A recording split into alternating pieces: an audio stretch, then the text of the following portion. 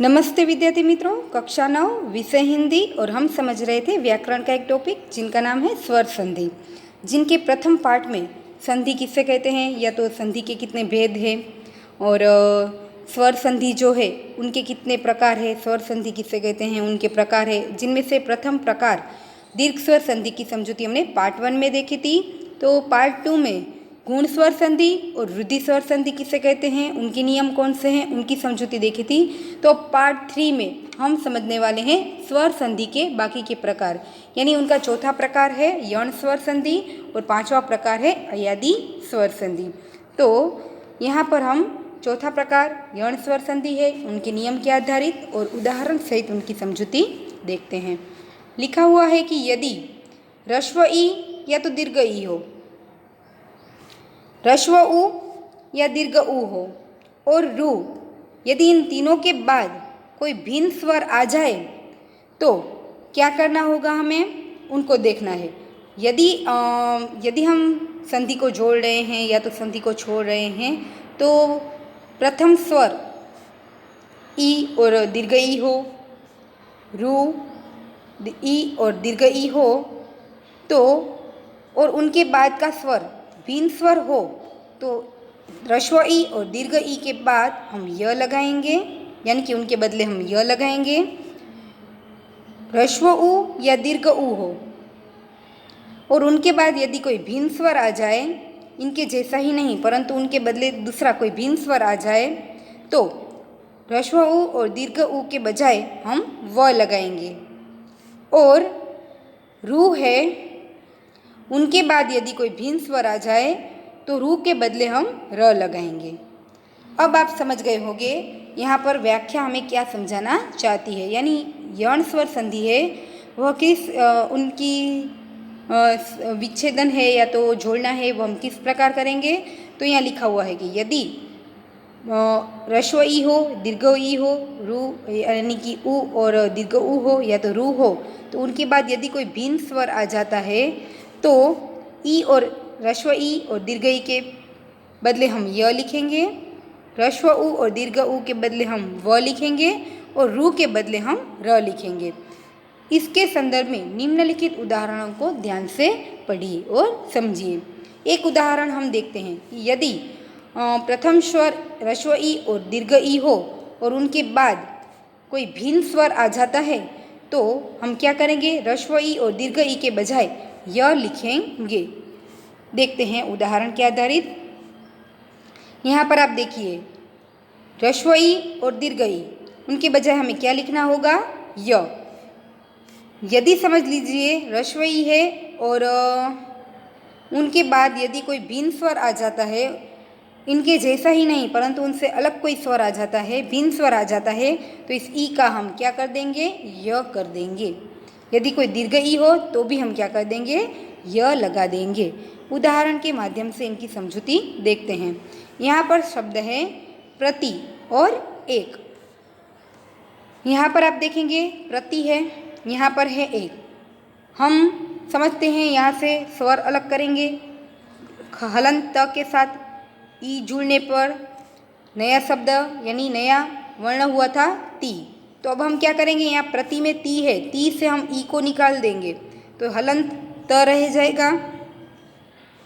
यदि हमने देखा व्याख्या में कि यदि ई के साथ दूसरा जो स्वर है, जुड़ने वाला जो दूसरा स्वर है वह उनसे भिन्न हो, यहाँ आप देखेंगे यहाँ ई अलग हुआ है, यहाँ पर ए है, यहाँ ई निकला है, यहाँ पर ए है, दोनों भिन्न है, तो ई के बजाय हम क्या करेंगे, य लिख देंगे, हलंत य लिख देंगे और इन दोनों को मिलाने से फिर जो नया स्वर बनेगा वह हमारा यण स्वर संधि कहा जाएगा।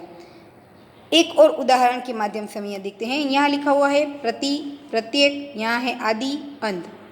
समझ लीजिए आदि शब्द जो है उनमें से हम क्या करेंगे, दी में से जो स्वर है उनको अलग करेंगे तो ई यहाँ से निकल गया, इसलिए द यहाँ पर हलंत हो गया। ई के बाद है अंत, यहाँ पर हुआ अ, ये दोनों एक दूसरे से भिन्न है। तो हमारी व्याख्या हमें समझाती है कि यदि ई के बाद कोई ई के बाद जो दूसरा स्वर है वह उनसे भिन्न हो तो ई को निकालकर उनके स्थान पर हमें य लगाना है। तो अब यहाँ हम क्या करेंगे, आदि जो शब्द है उनमें ई है, अंत यहाँ अ है, ई और अ दोनों जुड़ेंगे तो यहाँ पर उनके बजाय कौन सा वर्ण लिखा जाएगा, य। इसलिए यह नया शब्द बना है हमारा आद्यंत। उसी प्रकार दूसरा है प्रति अक्ष, प्रति और अक्ष। तो यहाँ से ई है, यहाँ अ है, दोनों एक दूसरे से भिन्न है तो हम ई को निकालकर उनके स्थान पर किसको लगाएंगे, य। और उनके आगे का अक्षर वो क्या हो जाएगा, हलंत था, इसलिए य के साथ जुड़ने पर वो क्या हो जाएगा, त्य। तो यहाँ पर हुआ प्रत्यक्ष। तीसरा उदाहरण हम देखते हैं वी प्लस अर्ध।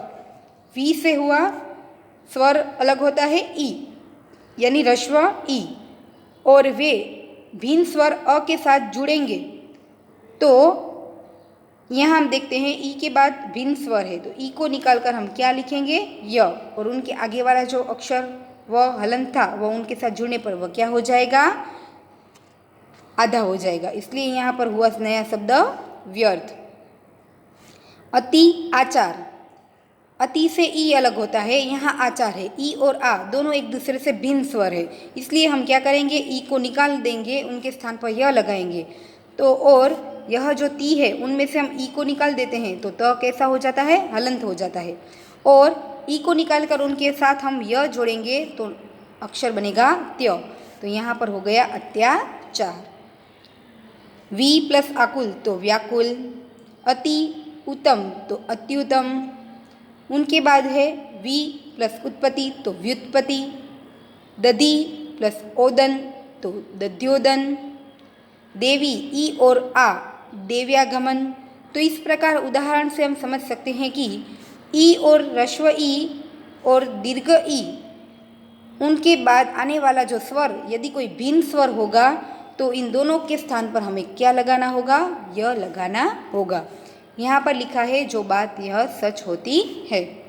तो अब देखते हैं उ और ह्रस्व उ और दीर्घ उ, यदि उनके बाद कोई भिन्न स्वर आता है तो उनके स्थान पर हमें क्या लगाना है, वह लगाना है।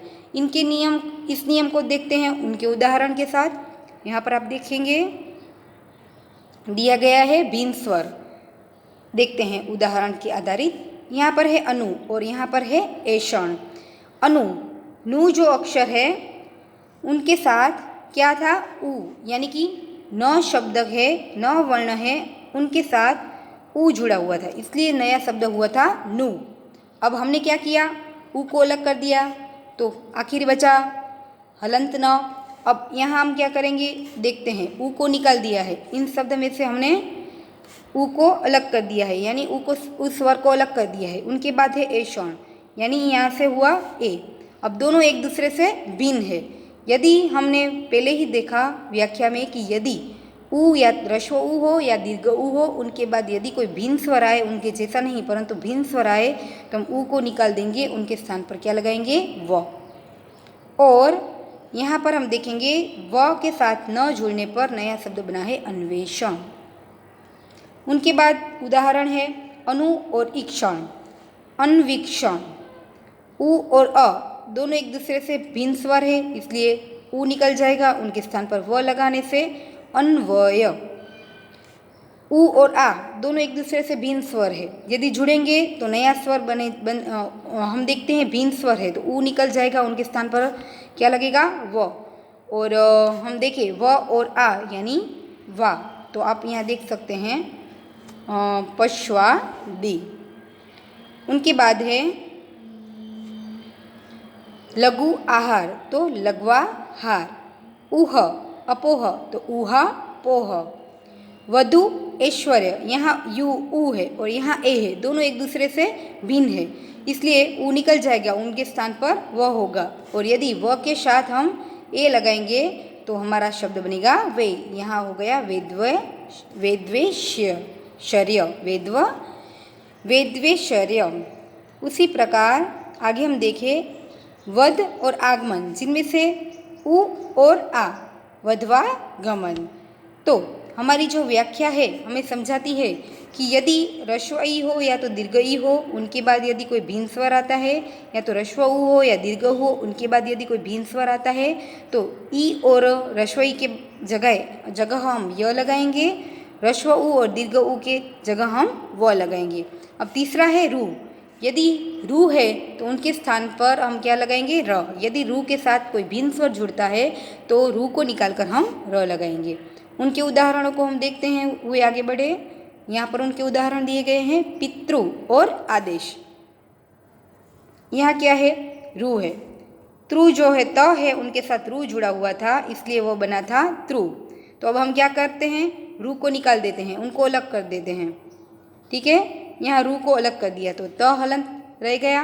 अब उनके बाद वाला भिन्न स्वर है आ, ये दोनों एक दूसरे से भिन्न है, तो हमें क्या करना है, रू को निकाल कर उनके स्थान पर र को लगाना है। अब जो यह त हलंत था उनके साथ जुड़ेगा तो क्या बन जाएगा, त्र। तो यहाँ पर आप देखेंगे कि पित्र के साथ आदेश जुड़ने पर नया शब्द बना है पित्रादेश। उसी प्रकार है मातृ आनंद। तो यहाँ पर हम रू निकाल देंगे, उनके स्थान पर र लगाएंगे तो मात्रानंद। तो विद्यार्थी मित्रों, यह हुआ यण स्वर संधि, जिनमें आपने देखा कि यण स्वर संधि जो है उनके कुल नियम जो है वे यहाँ पर लिखा हुआ है। उनकी व्याख्या ही हमें समझाती है कि यदि ह्रस्व ई और दीर्घ ई हो, ह्रस्व उ और दीर्घ उ हो या तो रू हो, उनके बाद यदि कोई भिन्न स्वर आता है तो ह्रस्व ई और दीर्घ ई के जगह हम य लिखेंगे, ह्रस्व उ और दीर्घ उ के जगह हम व लिखेंगे और रू के जगह पर हम र लिखेंगे। यहाँ पर उनकी उदाहरण सहित समझौती दी गई है। उनके आधारित हम क्या करेंगे, यहाँ रिक्त स्थान है उनको पूर्ण करेंगे। लिखा हुआ है कि संधि कीजिए या तो संधि विच्छेद कीजिए। यहाँ संधि कीजिए यानी संधि जोड़िए, संधि विच्छेद कीजिए यानी संधि जो है उनको अलग कीजिए। कुछ उदाहरण उनके देखते हैं। अति अंत, तो उनका क्या हो जाएगा, अत्यंत। वि आदि यानी व्याधि। गौरी आदेश, गौर्यादेश। तो इस प्रकार आप क्या करेंगे, बाकी रिक्त स्थान है उनकी अपनी पेंसिल से अपनी पाठ्य पुस्तक में उनके उत्तर लिखेंगे। संधि विच्छेद कीजिए तो अत्यधिक, तो अति और अधिक। गत्यात्मकता, तो गत्य प्लस आत्मकता। और समझ लीजिए यहाँ पर जो भी अन्य रिक्त स्थान है उनको आप पेंसिल से अपनी पाठ्य पुस्तक में उत्तर लिखेंगे। उनके बाद हमारा पांचवा प्रकार है अयादि स्वर संधि। यहाँ पर जो ऊपर रिक्त स्थान है वह नियम के आधारित आप पूर्ण करेंगे। उनके बाद पांचवा प्रकार है वह है अयादि स्वर संधि। तो अयादि स्वर संधि अब किसे कहेंगे, उनकी समझौती हम देखते हैं। उनकी भी व्याख्या में लिखा हुआ है कि यदि ए, ऐ, ओ और औ इन चारों के बाद यदि कोई भिन्न स्वर आ जाए तो अब हमें क्या करना होगा, ए के स्थान पर ऐ लगाना होगा, फिर ऐ के स्थान पर आए लगाना होगा, ओ के स्थान पर औ लगाना होगा और औ के स्थान पर आव लगाना होगा। इस प्रकार क्या हो जाएगा, हम देखें कि ए, ऐ और हम देखें ओ और औ इन चारों के बाद यदि कोई भिन्न स्वर लगा है तो उन चारों के स्थान पर हम क्या लगाएंगे, ऐ, आए, औ और आओ। उदाहरण के आधारित उनकी समझौती को देखें तो यहाँ पर लगा हुआ है नहीं और अक। अब हम क्या करेंगे देखते हैं, भिन्न स्वर है कि नहीं उनको देखते हैं। जो न है उनके साथ ऐ जुड़ा हुआ है, तब वह शब्द बना है नहीं। यहाँ आप देख सकते हैं। तो अब हम क्या करेंगे, न को छोड़ देंगे, ए को निकाल देंगे, तो यहाँ हमने ए को अलग कर दिया। अब दूसरा शब्द है अक, अक से स्वर निकालेंगे अ। अब आप देखेंगे यहाँ पर दोनों एक दूसरे से क्या है, भिन्न है, एक समान नहीं है। यहाँ ए है और यहाँ पर अ है, दोनों एक दूसरे से भिन्न है। तो हमारी व्याख्या ही समझाती है कि ए और ऐ, ओ और औ के बाद यदि कोई भिन्न स्वर आ जाए, उनके समान ना हो, यदि वह भिन्न स्वर हो तो हम क्या करेंगे, ए को निकाल देंगे, उनके स्थान पर क्या लगाएंगे, ऐ या तो आए लगाएंगे। तो वह शब्द बनेगा नयक, बराबर, नायक। नय और अक उन दोनों को एक साथ जोड़ेंगे तो वो बनेगा नायक। वह किस प्रकार बना है वो भी हम देख लेते हैं। यहाँ से हमने देखा कि यहाँ से हमने ए को अलग किया था। अब हमने देखा कि ए के बाद जो है वह भिन्न स्वर है, तो ए को अलग कर देंगे, उनके स्थान पर हम क्या लगाएंगे, यहाँ पर लिखा हुआ है ए के स्थान पर हमें क्या लगाना है, आई। अब यहाँ हमने ए को निकाल दिया, आई लगा दिया। यदि आई शब्द जो है वह क्या हो जाएगा, न के साथ आ लगा तो यानी ना। यह है वह हलंत है, उनके साथ स्वर जुड़ा तो वह बन गया य, और बाकी का क जो है वह यहाँ लगाएंगे तो नया शब्द बन गया नायक। उसी प्रकार हम अन्य उदाहरण को देखते हैं।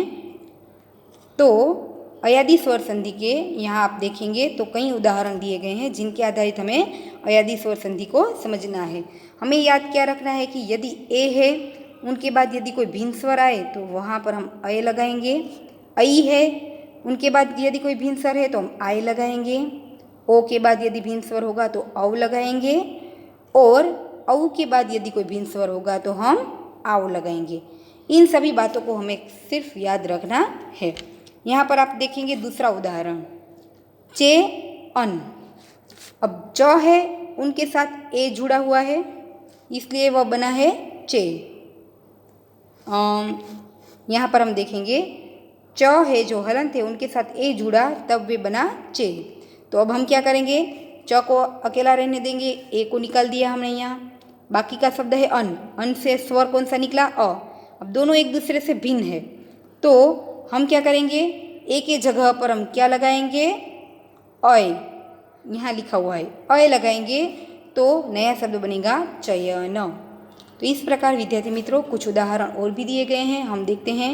गए, उनके साथ लगा है इका, तो आप यहाँ देखेंगे ए निकल गया, यहाँ पर ई है, दोनों एक दूसरे से भिन्न है तो उनके बीच हम लगाएंगे आई, तो यह शब्द बन जाएगा गायिका। उनके आधारित हमें क्या करना है, निम्नलिखित रिक्त स्थानों को पूर्ण करना है। यहाँ पर जो भी उदाहरण दिए गए हैं आप उनकी समझौती देखकर इन रिक्त स्थानों की क्या करेंगे, पूर्ति करेंगे। और विद्यार्थी मित्रों पूरा जो टॉपिक है जिनमें हमने स्वर संधि किसे कहते हैं उनकी समझौती प्राप्त की थी, यहाँ पर आप देखेंगे तो कुछ उनके उदाहरण हैं, उनको भी सोल्व करके आप रिक्त स्थानों को पूर्ण करेंगे। और जो पूरा स्वर संधि है इस टॉपिक की समझौती आप यहाँ पर प्राप्त करेंगे। नियम उनके दिए गए हैं, नियम के साथ साथ उनके कुछ कई उदाहरण भी दिए गए हैं, उनको समझते हुए यहाँ पर दी गई रिक्त स्थान की आप पूर्ति करेंगे, अपनी पाठ्य पुस्तक में पेंसिल से लिखेंगे और स्वर संधि जो है उनकी समझौती प्राप्त करेंगे। स्वर संधि यानी कि सबसे पहले तो हमने देखा संधि क्या है, संधि के कितने प्रकार, उनमें से स्वर संधि उनका पहला प्रकार। स्वर संधि के भी कुल 5 भेद माने गए हैं, दीर्घ, गुण, वृद्धि, यण और अयादी स्वर संधि। 5 प्रकार के नियम और उदाहरण यहाँ आपकी पाठ्य पुस्तक में दिए गए हैं, जिनकी समझौती के आधार पर आप क्या करेंगे, स्वर संधि की समझौती प्राप्त करेंगे। नमस्ते।